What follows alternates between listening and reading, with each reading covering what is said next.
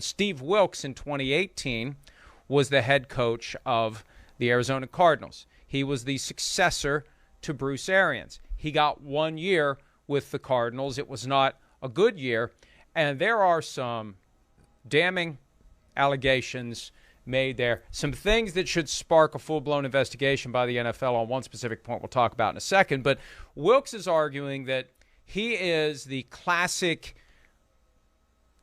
short-term, they know it going in, this guy's just going to fill the seat for now, and then we're going to figure out who the coach is after that, kind of like the David Culley. And the argument in this lawsuit is it's far more often than not a black coach that serves this role of bridge coach. We have a short-term coach, and this guy is going to bridge some predetermined gap, and then we're going to move on from him, and then we're going to go hire somebody else, the guy that we really want to be our coach over the long haul. Now, it's difficult to prove because nobody's ever going to admit it. You prove it by circumstantial evidence, and you prove it by other things, including the fact that Steve Wilks really was coaching with one arm tied behind his back. He alleges he didn't want Josh Rosen. He wanted the Cardinals, who traded up to number 10 to get Rosen, to go up even higher to get Josh Allen, which, if you've got documentation of that, great. It's easy to say it now, but my guess is there's emails, there's text messages, there's something where Steve Wilks said back in 2018, hey, Steve Keim, GM of the team, I want Josh Allen. The other side of it, Shireen, Steve Keim was suspended for a large chunk of training camp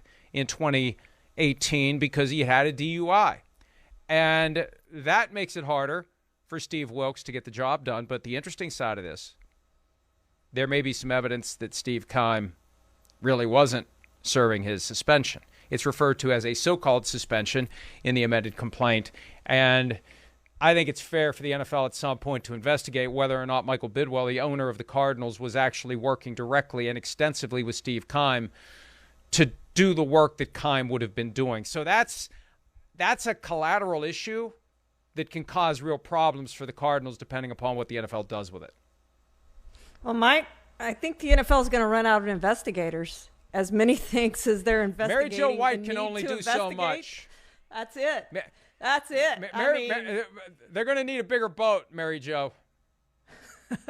I mean, when you look at all the investigations they have going on now, here's another one, Mike, that they're going to have to investigate. They need to investigate their own office because Roger Goodell said you can't investigate yourself. So based on the New York Times recent stories on workplace misconduct that has been alleged in the NFL office, they need an investigator for that because you can't investigate yourself. So a ton of investigators are needed to figure out everything that's going on within the NFL, within its teams.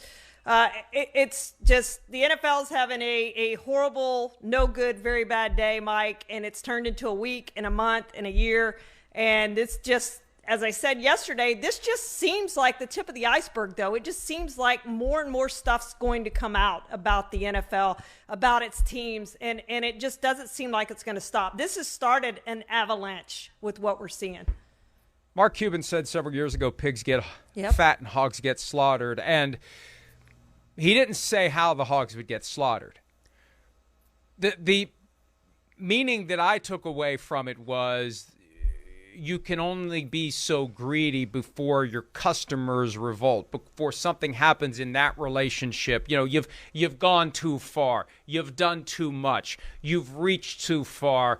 You've tried to gather too much, and you become so big that people become resentful, people turn against you, and it all falls apart. I think that this could be manifesting itself through the idea that they are becoming so big and so powerful, and they're potentially abusing the size and the power that they have, that others who are charged with protecting the public interest are deciding, hang on now, you're getting a little bit too big for your britches.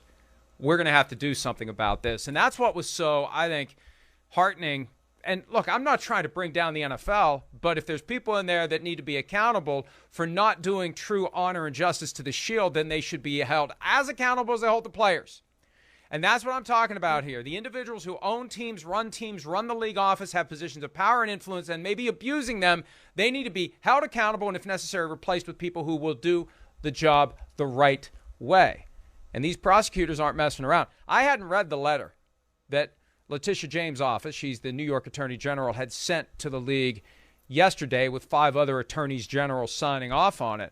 That letter was a hell of a lot powerful than the folks at the New York Times presented it to be. in the article that they wrote yesterday. That is a powerful letter. It doesn't say in that letter, we want to see progress or we're going to investigate. It says we are going to use our full powers to investigate and prosecute with no conditions, with no warning shot.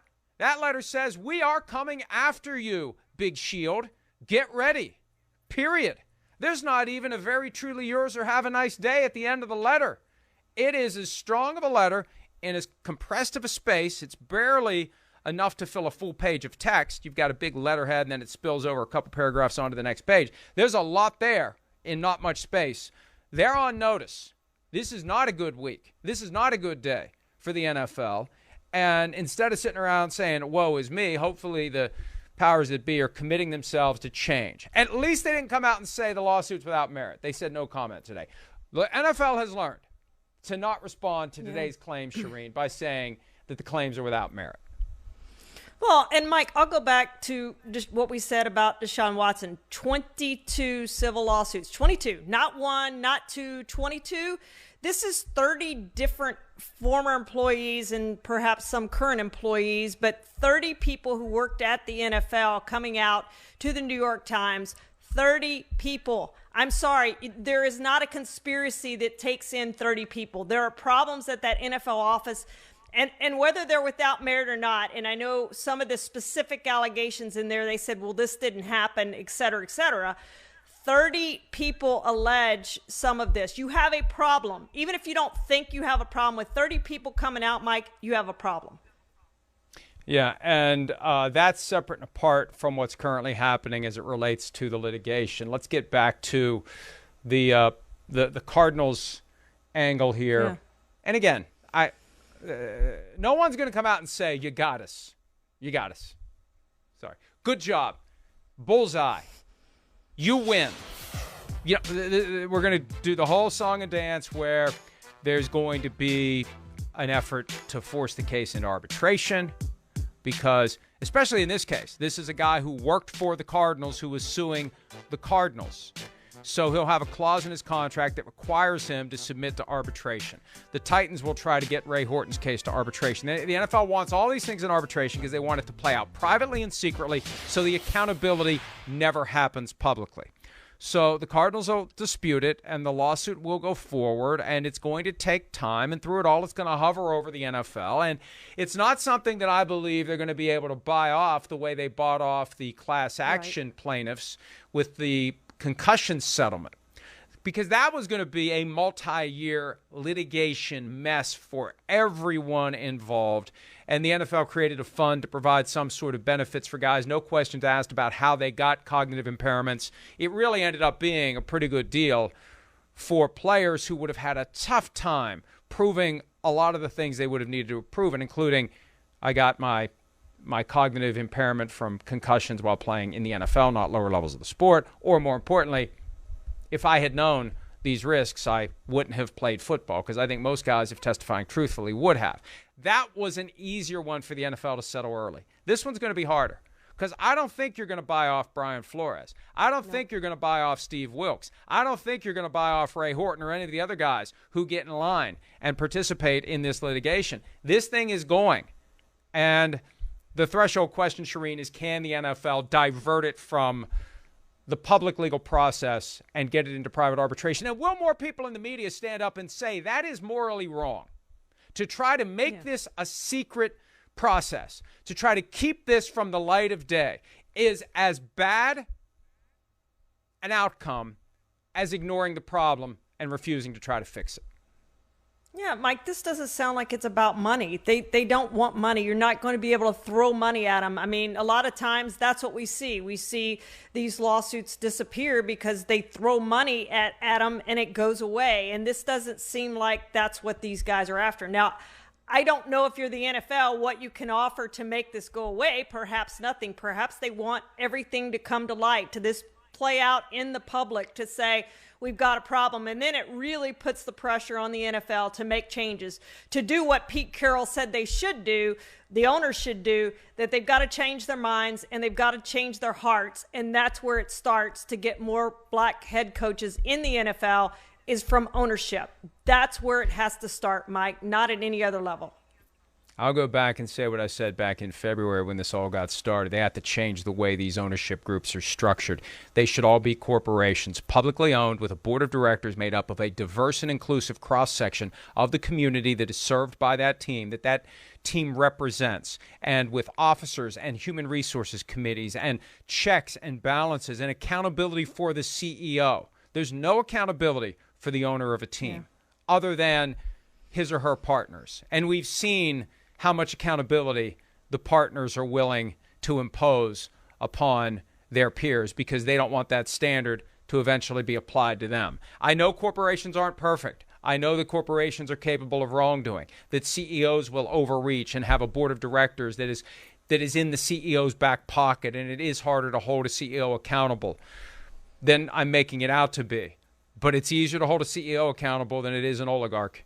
And that's what we have. And I know that term is a little more delicate given what's happening in Ukraine and Russia right now, but that's what these folks are. They are American oligarchs. They are powerful. They are rich. They are used to getting their way. They don't like being told what to do. They will sometimes do the opposite of what they think someone wants them to do just to prove a point.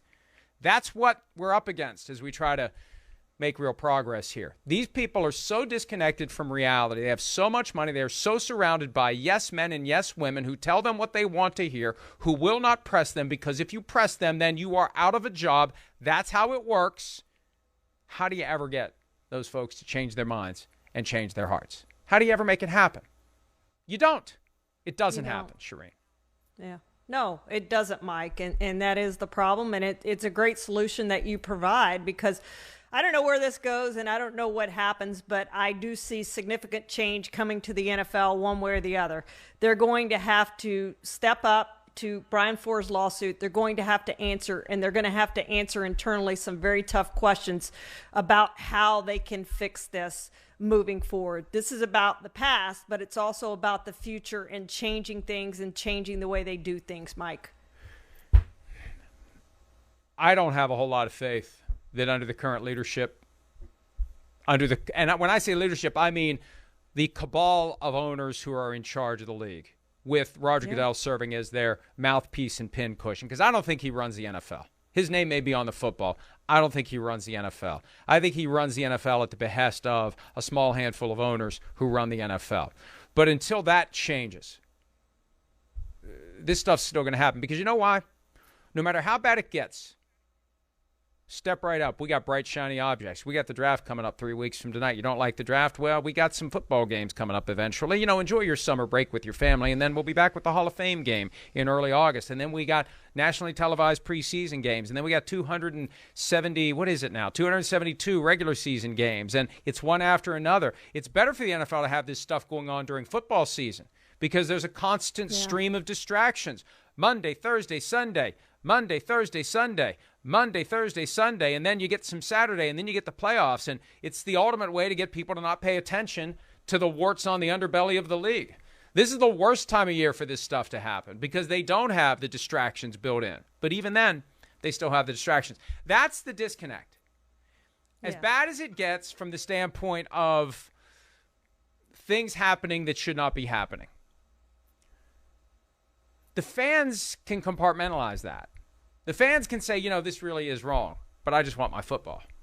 Oh, it's a shame that they did these folks the way they did, and, you know, they'll get their day in court, but I want my football. And as long as you have the fans saying, I want my football, the reckoning's never going to come from the fans.